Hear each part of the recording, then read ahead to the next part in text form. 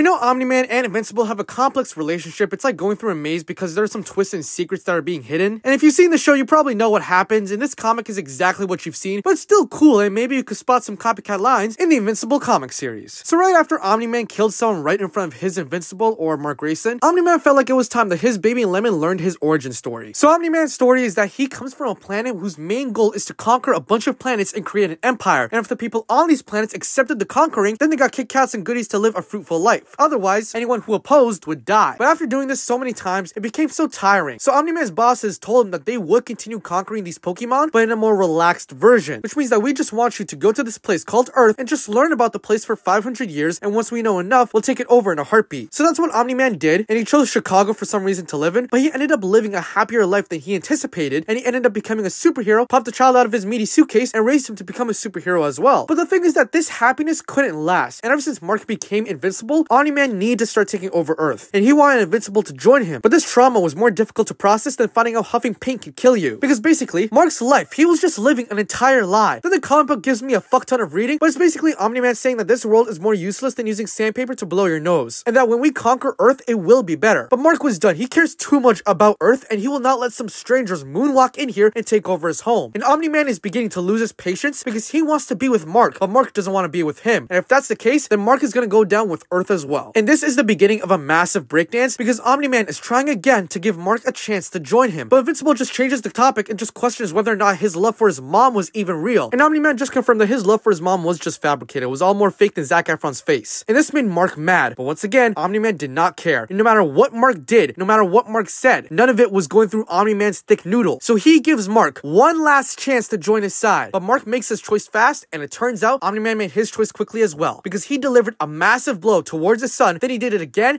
and again and again and again and again, then grabbed him by the neck, took him to the ocean, shoved him into some rocks, brought him back to the air, chucked him into a mountain like a dead rat, then picked him up again and threw him against another mountain. And now Omni-Man decided to have a civilized family meeting by asking this goofy yellow Canadian donut, why do you want to betray me? This entire world is going to die and I am going to kill it. And I want you to be with me, but you won't. Who are you going to have left when everything is gone? And Mark responds by saying that I will have you, Dad. At least you'll be here. And this isn't exactly what Omni-Man wanted to hear, because he was about to deliver the finishing blow, but pulled his punches, leapfrogged away, and just forgot about everything. And yeah, that's it. Bye.